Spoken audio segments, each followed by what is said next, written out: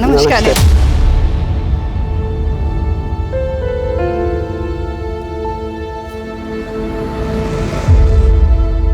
आपने इस एनजीओ में आके यहाँ की औरतों का मनोबल बढ़ाया है, उसके लिए धन्यवाद। धन्यवाद तो हमें आपको कहना चाहिए करीमा जी, क्योंकि ऐसे बहुत कम लोग रहते हैं जो ऐसे निस्वार्थ समाज की सेवा करते हैं। अब तो बस यही लोग हमारा परिवार है। गरिमा ताई सचमुच में देवी है, हमेशा हमारी मदद करती हैं। अगर गरिमा ताई नहीं होती ना तो मेरा बेवड़ा पति मुझे और मेरे बच्चे को जान से मार डालता। हर औरत के अंदर ना दुर्गा का रूप होता है। जिस दिन अपनी उस शक्ति को पहचान लोगी ना, किसी में हिम्मत नहीं होगी तुम्हारे साथ कुछ भी करने की।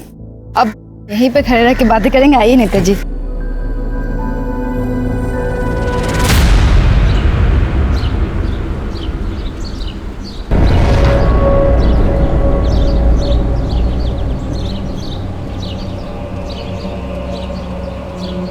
माल लोड करो। क्या करती है? ऐसे नहीं,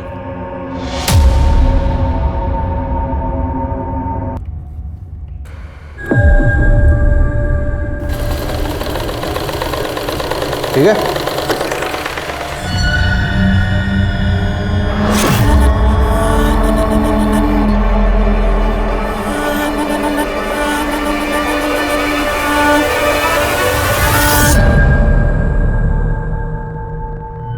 और प्रभा, उस गारमेंट फैक्ट्री के बारे में कोई अपडेट? सर काफ़ी टाइम से नज़र बना के रखा हूँ उस गारमेंट फैक्ट्री पर, लेकिन वहाँ कुछ टेढ़ा काम होता हुआ नज़र नहीं आ रहा सर। और काम इतना सीधा होता तो तुम्हारी ज़रूरत ही नहीं पड़ती। नज़र बनाए रखो और खबर देते रहो। ठीक है सर।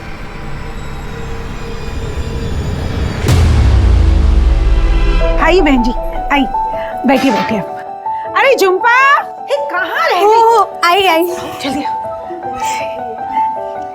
चलो चलो हल्दी लगाना शुरू करो। अच्छा काजल ताई, हमें शादी करके भूल तो नहीं जाओगी? चल जा।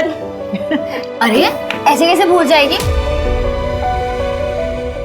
हम भूलने थोड़ा ना देंगे, और वैसे भी तुझे तो इसके साथ दहेज में भेजेंगे।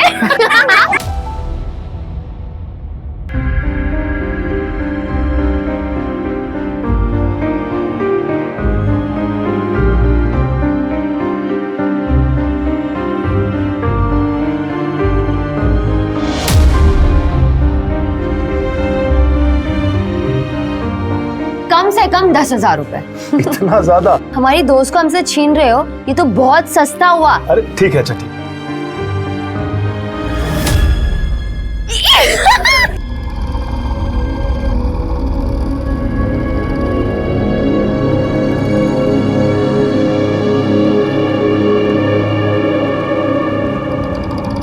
इतने ज्यादा रुपए देने की क्या जरूरत थी? तुम अभी तक वही सोच रही हो?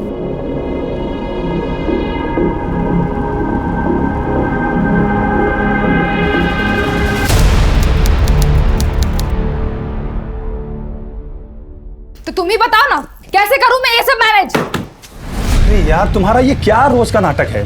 क्या चाहिए तुम्हें? खुशी चाहिए, सुकून चाहिए। ये जो पैसे उधर उधर बर्बाद करते हो ना, घर में लाके दो ना। मेरी भी जरूरत है, मुझे भी घर चलाना होता है, मेरे अपने भी शौक है। अरे तो वही तो पूछ रहा हूँ, क्या चाहिए तुझे? गर्मी में ना जान जलती है मेरी। एसी चाहिए घर में, साफ पानी पी सकूं उसके लिए फिल्टर चाहिए। कुछ ज्यादा तो नहीं मांग रही हूँ ना मैं तुमसे। देख, मैं जितना कर सकता हूँ उतना कर रहा हूँ तेरे लिए। तुझे बहुत दिक्कत है ना, जा अपने आए के घर। काजल बेटा, 2 बर्तन साथ में होंगे तो खनक तो उठेगी ना। अरे निखिल ने तुझसे गुस्से में कह दिया कि आई के पास चली जा, इसका मतलब ये तो नहीं ना बेटा कि तू अपना घर पति सब छोड़ के आ जाएगी। मम्मी, निखिल मेरा बिल्कुल भी ख्याल नहीं रखते मम्मी। पत्नी हो ना उनकी जिंदगी में क्या हो रहा है जानने का हक है ना मुझे। वो कितना कमाते हैं, कहाँ खर्च करते हैं, कहाँ उड़ाते हैं, मुझे कुछ भी नहीं बताते। अब तुम ही बताओ कैसे चलाऊंगी घर में? बेटा सब ठीक हो जाएगा, तू चिंता मत कर। काजल, काजल, काजल,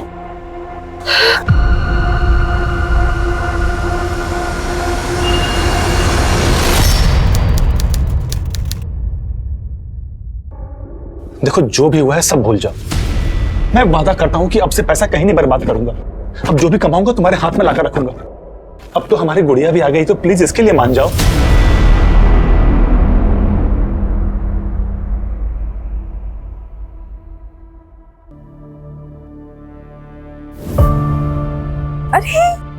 बस ये तू?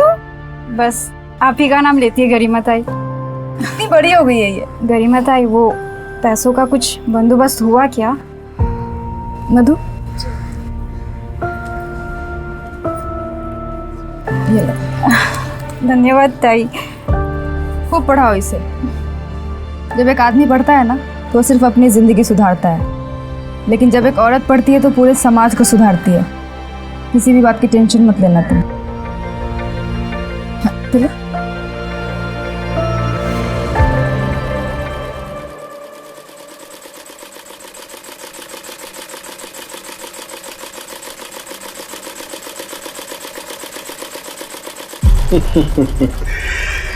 घर की पुरानी सिलाई मशीन से इस फैक्ट्री तक का सफर तय करने में 6 साल लगे हमें। इस जगह ने बहुत सारे लोगों को रोजगार दिया है, उपलब्धि है अपने आप में। आइए आगे देखते हैं। आइए। डैमेज फैब्रिक की जो कलरिंग होती है उसका काम हम यहाँ करते हैं। काफी बड़ा एरिया है। आइए आपको आगे दिखाते हैं। और ये हमारा गोडाउन।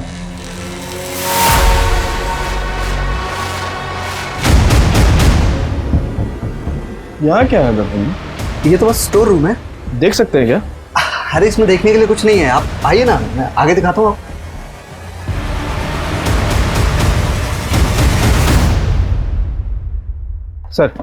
सर उस गारमेंट की फैक्ट्री से मीरा रोड के एक नंबर पर अक्सर बात होती है। किसी टूर एंड ट्रेवल्स के ऑफिस का नंबर है सर। मीरा रोड जाके पता कर, अगर एक भी क्लू मिल गया ना तो इस गारमेंट फैक्ट्री की खैर नहीं। जी सर।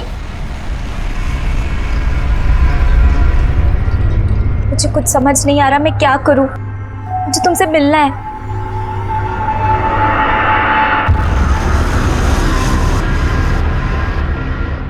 बाबा को तुम्हारे बारे में पता चल गया इकबाल, वो हमें कभी एक नहीं होने देंगे।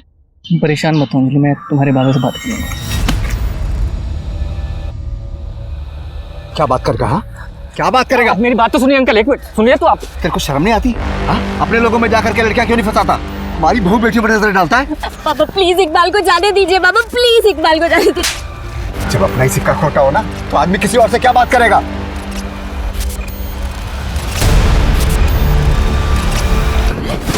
तो कान खोल करके सुन ले अंजलि, जो तू चाहती है ना वो तो मैं कभी नहीं होने दूंगा। पापा मैं इकबाल से बहुत प्यार करती हूँ, मैं उसके बिना नहीं रह पाऊंगी। अच्छा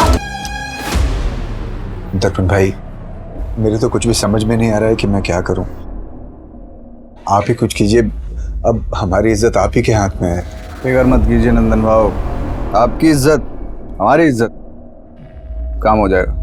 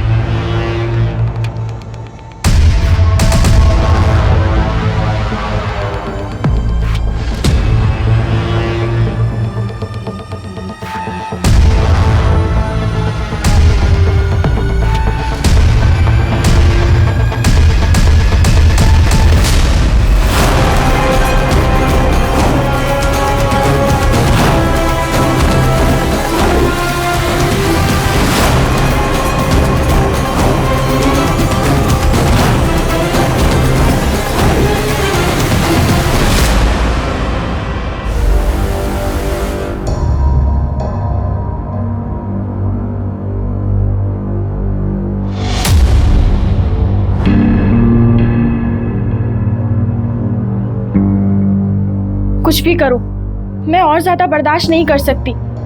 मैं तुमसे और ज्यादा अब दूर नहीं रह सकती।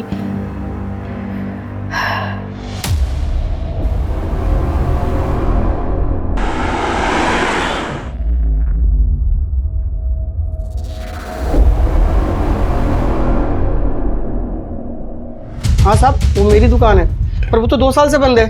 अगर 2 साल से बंद है तो तुम्हारी दुकान की लैंडलाइन से गारमेंट फैक्ट्री के नंबर पे रेगुलर कॉल्स क्यों जा रहे हैं? सर इस नंबर का बिल तो मैंने 2 साल से नहीं भरा, मुझे लगा अब तो डिस्कनेक्ट हो गया होगा। एक मिनट रुकना। उस लड़की को लेके आओ। जाने दीजिए ना मैडम, गुंडे लोग इन्हें उठा के लाते हैं और फिर इनसे भीख मंगवाते हैं। इनका पूरा गैंग है। बच्चे देश का भविष्य होते हैं। अब इनकी जिंदगी बचाने के लिए मुझे ना किसी गैंग का डर है और ना ही किसी गुंडे से। मैं नेताजी से बात कर लूंगी, जाओ लेके आओ। जी मैम, जाते हैं। हेलो बेटा।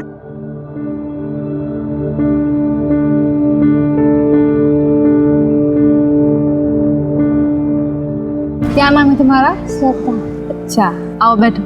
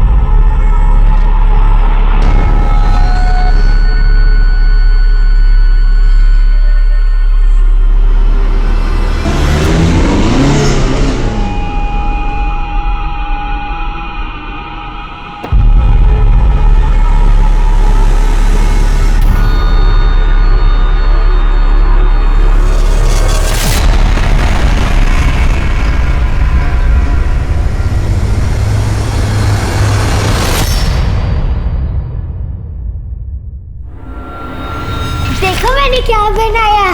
क्या बनाया?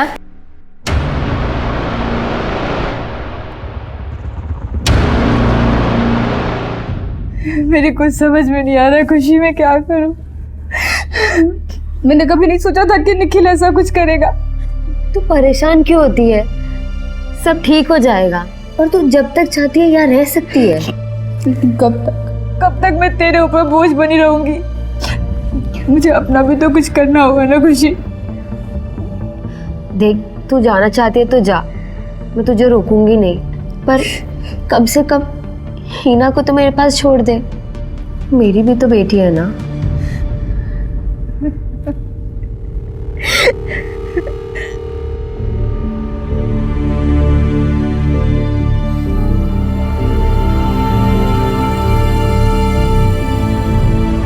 सर, मैंने मीरा रोड के टेलीफोन एक्सचेंज में जाकर उस दुकान के फ़ोन नंबर के बारे में पता किया। सर, उसके लैंडलाइन का बिल वो रेगुलर कैश में जमा कर रहा था, लेकिन वहाँ के ओनर सिंह ने तो कहा था कि उसे इस बारे में कुछ भी पता नहीं। अगर शॉप बंद थी, लैंडलाइन से फ़ोन कॉल कर रहा था, हो सकता है नकली चाबी बनवाई। इस सिंह से ज़्यादा पूछताछ नहीं की ना? नहीं सर। और लैंडलाइन भी नहीं कट रही? नहीं सर। गुड। पता करो इस लैंडलाइन से गारमेंट फैक्ट्री के अलावा और कहाँ कहाँ कॉल्स गए। अगर चूहा बिल में छुपा है तो बिल तो खोदनी ही है।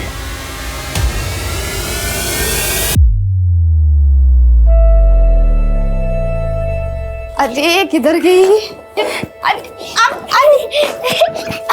पकड़ लिया। चल अच्छा, तुम्हारे आ जाने के बाद ना इस शैतान की शैतानियां और बढ़ जाती है। मम्मी, मैं आपको मेरा ड्राइंग दिखाऊं? हाँ, संभाल कर। तू कैसी है? ज्यादा परेशान तो नहीं करती ना? बहुत परेशान करती है, लेकिन मुझे एक बात बताना, अगर बेटी अपनी माँ को परेशान नहीं करेगी तो किसे परेशान करेगी? थैंक यू खुशी। अगर तू नहीं होती ना तो पता नहीं मैं क्या करती। मैं गुमसुम काजल से गरिमा ताई कभी नहीं बन पाती, लेकिन मैं यहीं तक रुकने वाली नहीं हूँ। मैं ना औरतों की जितनी मदद हो सके ना उतनी मदद करूँगी। मुझे कुछ ठीक नहीं लग रहा है।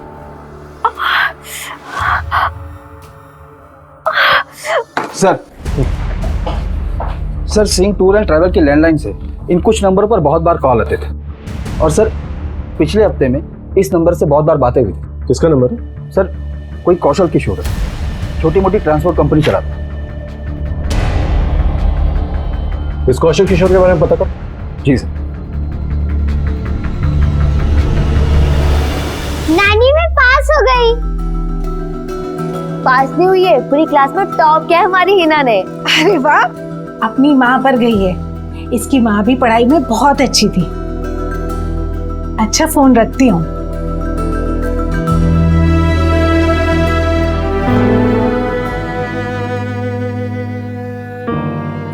हमारी जिद पर निखिल से शादी की थी।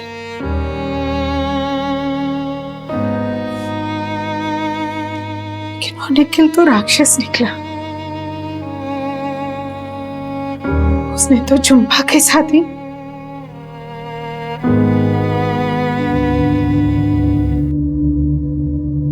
झुम्पा, तुझे कितनी बार कहा है खाना टाइम से खा लिया कर। होता है, बस ये साफ कर लूं। अच्छा चल ठीक है। और ये हिना ना रात भर सोती है ना सोने देती है, अब जाके सोई है तो मैं सोचती हूँ थोड़ी सी झपकी मैं भी मार लूँ। निखिल आने वाले होंगे, तुमको खाना खिला देना। होता है। चल और तू भी खा ले जल्दी। होता है।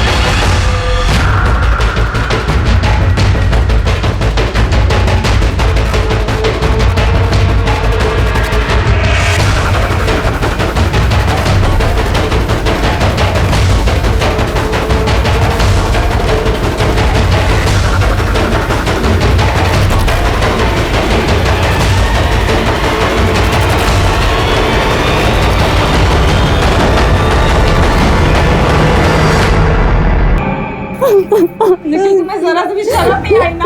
अरे बच्ची है ये, तुमने इसके साथ। अरे झूठ बोल रही है, मैंने उसको छुआ तक भी नहीं है। जितना मैं तुमको जानती हूँ ना उससे कहीं ज्यादा इसको जानती हूँ। ये मुझसे झूठ नहीं बोल सकते। निखिल तुम उसको जानो, लेकिन मैं इस चक्कर में नहीं पड़ सकता। मैंने इसके साथ कुछ नहीं किया है बस।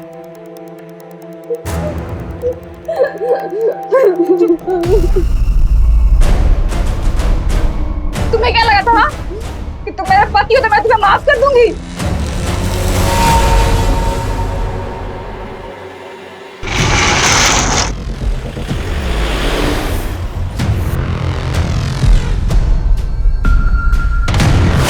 सर, ये वो यही ट्रक है। गाड़ी चेक करो। ये सर। क्या है गाड़ी में? कुछ नहीं सर। चल दिखा दिखा दिखा। उधर बॉक्स में देखो।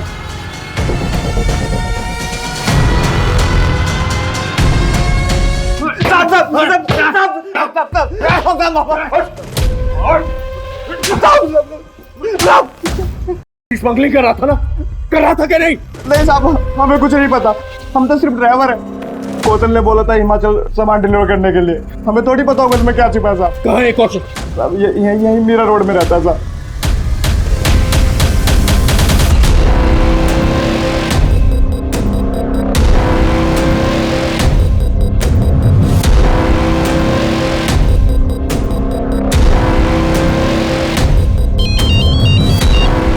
क्या हुआ?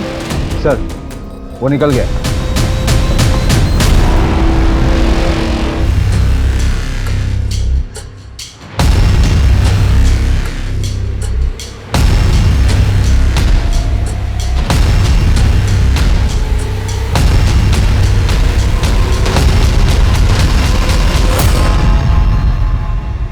सर, मुझे कंप्लेन लिखवानी है। क्या हुआ? मेरे साथ कुछ गलत हुआ है। बड़े सर किधर है? क्या हुआ?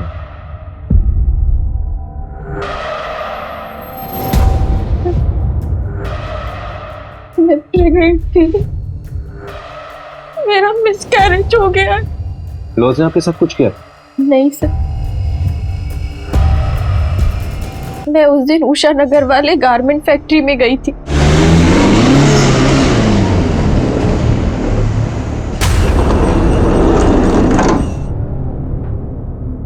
मुझे लगता है कि वहां मेरा किसी ने किया। लगता है मतलब? क्या आपको पता नहीं आपके साथ हुआ? हुआ या नहीं? सर मैं बेहोश थी। किसने किया आपको बेहोश?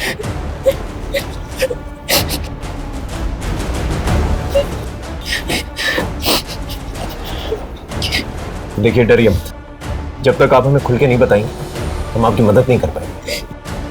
सर मेरे पति यूएस रहते हैं, अभी 5 महीने पहले ही गए। वहां जाने के बाद वो सारी चीजें अरेंज करने वाले थे, इसलिए मैं इंडिया में ही रुक गई। सर उनके जाने के बाद मुझे पता चला कि मैं प्रेग्नेंट हूँ। मैंने 5 महीने तो कैसे तैसे निकाल लिए, लेकिन बाद में मुझे लगा कि हमारा पहला बच्चा है, हम दोनों को साथ होना चाहिए। नीलम छुट्टी बिल्कुल भी नहीं है, और अगर मैं इंडिया आया तो नौकरी चली जाएगी। सर मैं अपने पति के पास जाना चाहती थी, मैं बहुत परेशान हो गई थी, बहुत परेशान हो गई थी। तुम यहाँ नहीं आ सकते, लेकिन मैं तो वहाँ आ सकती हूँ ना। अरे अभी अभी तो तुम्हारा यूएस का वीजा रिजेक्ट हुआ है। तुम प्लीज बात तो करो उससे। ठीक। क्या हुआ? किससे बात करने के लिए कहा था आपके पति? गारमेंट फैक्ट्री वाले दर्पण से।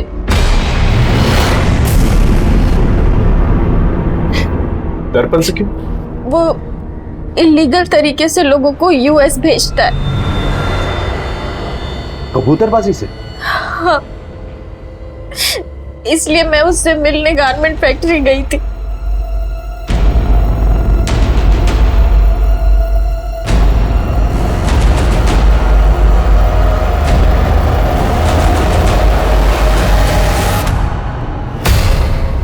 आप पक्का इस हालत में वहाँ जाना चाहती हैं?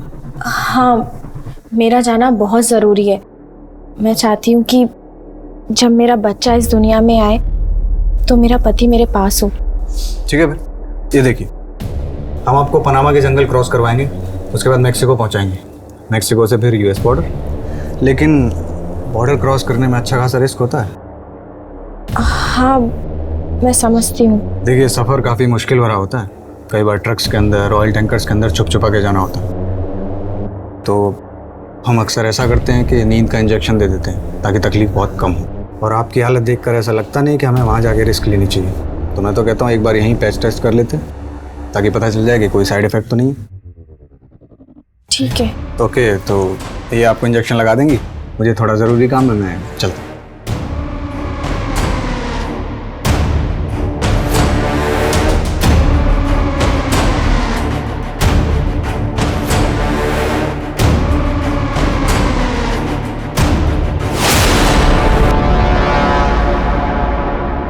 सर वहाँ मेरा हुआ और दूसरे दिन मेरा मिसकैरेज हो गया। मुझे कुछ ठीक नहीं लग रहा है। मिनल क्या क्या हुआ?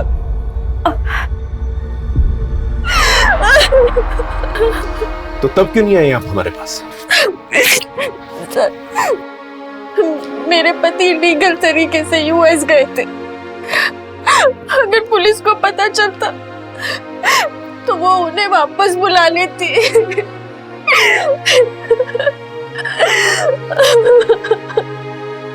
सर उस गारमेंट फैक्ट्री के खिलाफ तो कुछ नहीं मिला, लेकिन मृणाल के बयान से तो ये साफ है कि उस फैक्ट्री में उसके साथ हुआ था। सर चलकर दर्पण को उठा लेते ना।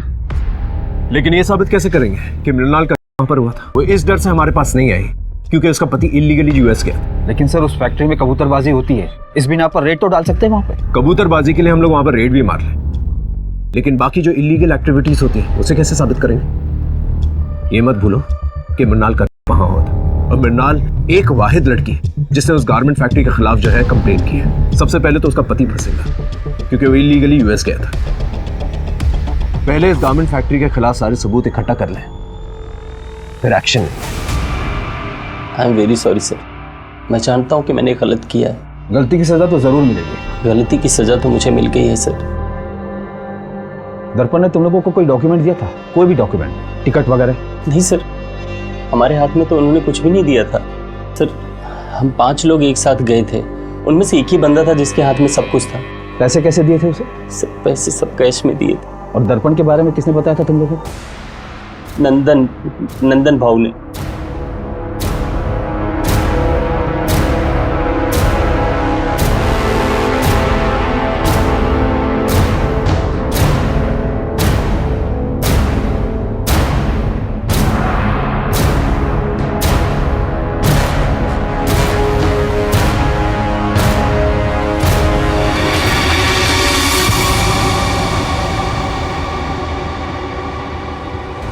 सर, अंजलि को इकबाल से प्यार हो गया था और इसीलिए हम लोग उसको उसके भाई के पास यूएस भेजना चाहते थे, पर अंजलि का वीजा नहीं हो पा रहा था और जिसके लिए मैंने दर्पण भाई से मदद भी ली थी। अंजलि गई थी मिलने के लिए उनसे, पर वापस आके अंजलि ने सुसाइड कर लिया था सर। आप लोगों को अजीब नहीं लगा कि गारमेंट फैक्ट्री से आने के बाद उसने सुसाइड कर लिया? हो सकता है वहां पर उसके साथ कुछ गलत हुआ हो। हमने तो यही सोचा था कि शायद अंजलि खुद यूएस नहीं जाना चाहती है और हम दोनों से जबरदस्ती भेज रहे थे, इसीलिए उसने शायद आत्महत्या कर ली हो। और आज तक हम लोग एक दूसरे को माफ नहीं कर पाए। ये दर्पण ने आप लोगों को कोई डॉक्यूमेंट्स वगैरह दिए थे? डॉक्यूमेंट्स? नहीं। इस अंजलि के केस को अच्छी तरह से खंगालो, उसके मोबाइल रिकॉर्ड, लोकेशन रिकॉर्ड, सब कुछ। जी सर।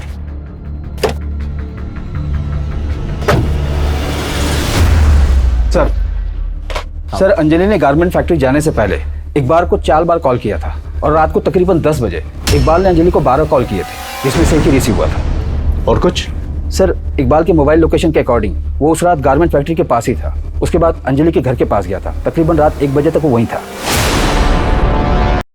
इकबाल, क्या हुआ था उस रात को? अंजलि का पीछा कर रहे थे ना तो 12 मिस कॉल दिए थे तुमने। सच सच बोलना। सर, मैं अंजलि से बहुत प्यार करता था सर। उस दिन अंजलि का कॉल आया था मेरे पास। मैं तुम्हारे बिना नहीं रह सकती, मैं यूएस नहीं जाना चाहती, प्लीज कुछ करो। अंजलि, तेरे घर वाले हम एक साथ नहीं रहने देंगे, चल भाग चलते हैं। ठीक है।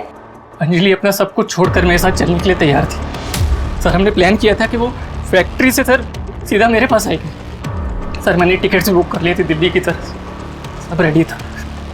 सर, मैं गारमेंट फैक्ट्री के बाहर उसका वेट करता रहा सर, वो आई नहीं सर।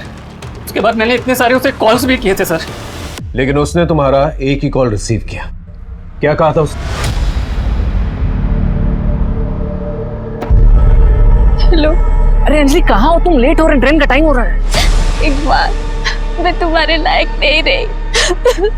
मैं तुम्हारे लायक नहीं रही। अंजलि, हुआ क्या?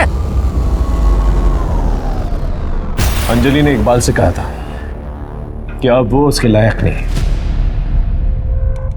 इसका मतलब गारमेंट फैक्ट्री में उसके साथ कुछ ना कुछ गलत जरूर हुआ था। नहीं, दर्पण भाई ऐसा कुछ गलत कैसे कर सकते हैं? कर भी सकते हैं। इनफैक्ट एक लड़की आई है हमारे पास कंप्लेंट लेके, और 5 केसेस हैं हमारे पास जिनका लिंक कहीं ना कहीं उस गारमेंट फैक्ट्री से है। आप लोग सिर्फ कंप्लेन कीजिए, अगर उसने किया है नहीं किया है हम उससे गुलवा लेंगे।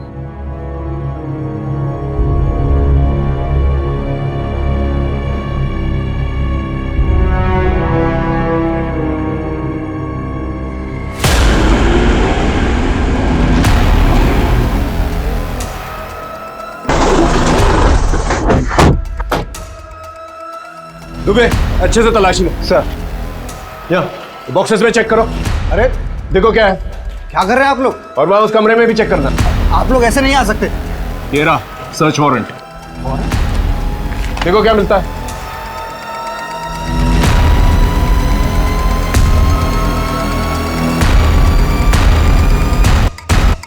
सर। हाँ। सर, यहाँ कबूतरबाजी से रिलेटेड कुछ भी नहीं मिला। सर, हाँ ये मिला। सर, मुझे नहीं पता ये सब यहाँ कैसे आया। क्या है ये? वो मैं लाया था साहब, इनके लिए।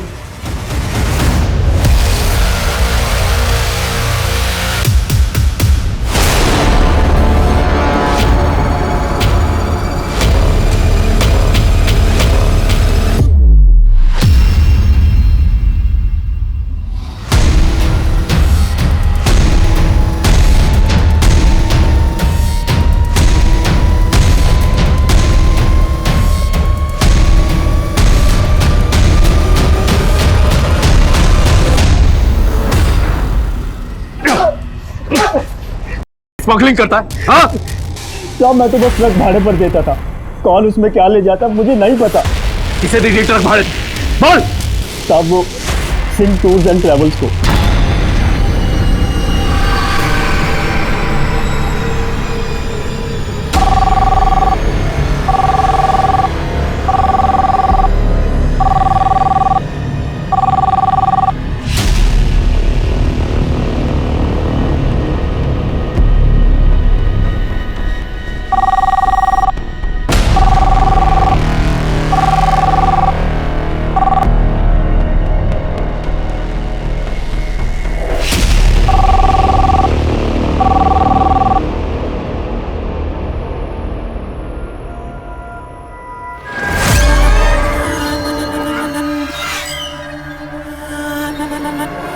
हेलो।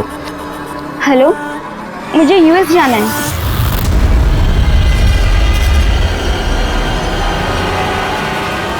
मैं यूएस में जॉब के लिए जाना चाहती हूँ, लेकिन मेरा वीज़ा नहीं हो पा रहा है क्योंकि मेरे सर्टिफिकेट में थोड़ा प्रॉब्लम है। हो जाएगा, हम आपको मैक्सिको के रास्ते यूएस भेज सकते हैं, लेकिन रास्ता थोड़ा खतरनाक है इसलिए कई बार बेहोश करना पड़ता है। तो एक बार टेस्ट कर लें ताकि कहीं कोई साइड इफेक्ट तो नहीं। ठीक है।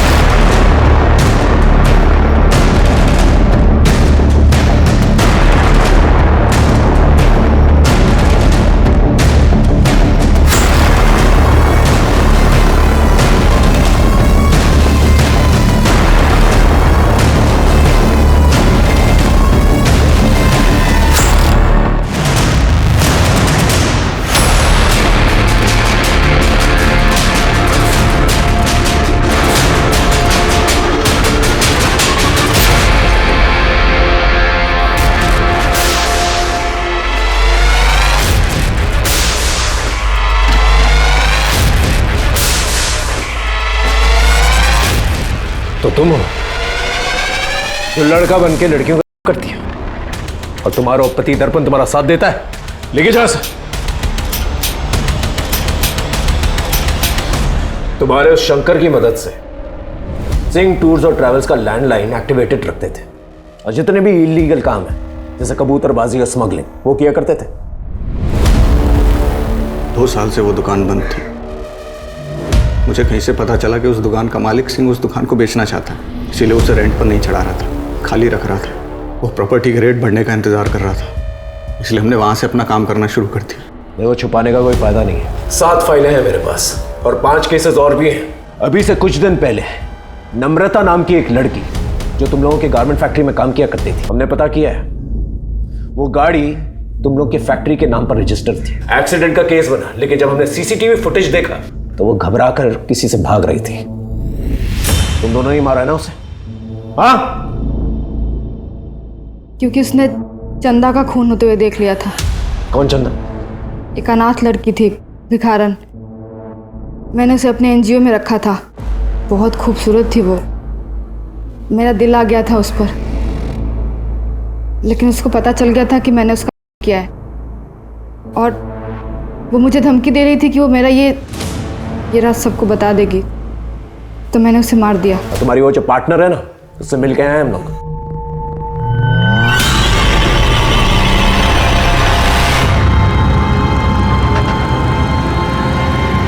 हाँ, मुझे लड़कियां पसंद है। मैं और खुशी शुरू से ही पार्टनर है।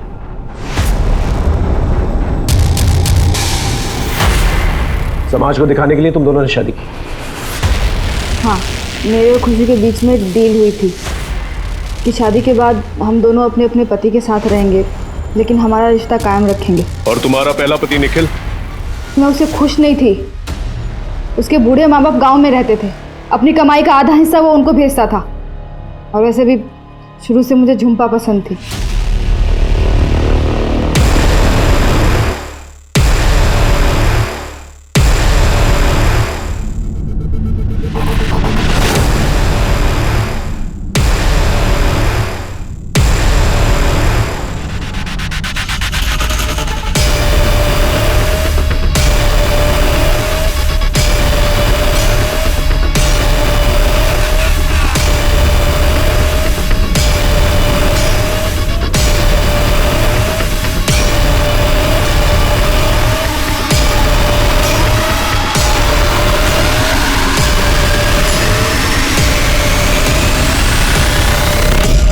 मैंने उसका किया और सारा इल्ज़ाम निखिल पे डाल दिया। इसलिए उसने अपनी जान ली और फिर तुमने दर्पण से शादी कर दी। क्योंकि दर्पण मुझे समझता है, अंडरस्टैंडिंग है हमारी। अंजलि का तुम नहीं किया? बोलो। उसको इलीगल तरीके से यूएस जाना था, लेकिन फिर वो यूएस नहीं जाके अपने घर वापस चली गई। और घर जाने के बाद जब वो सदमा बर्दाश्त नहीं कर पाए, उसने अपनी जान ली। शर्म आनी चाहिए तुम्हें। लोग तुम्हें देवी मानते हैं, तुमने एक राक्षस जैसा काम किया। क्या करूं सर, लड़कियों का शौक है मुझे। अब अपने शौक जो है ना, जेल में पूरे करो।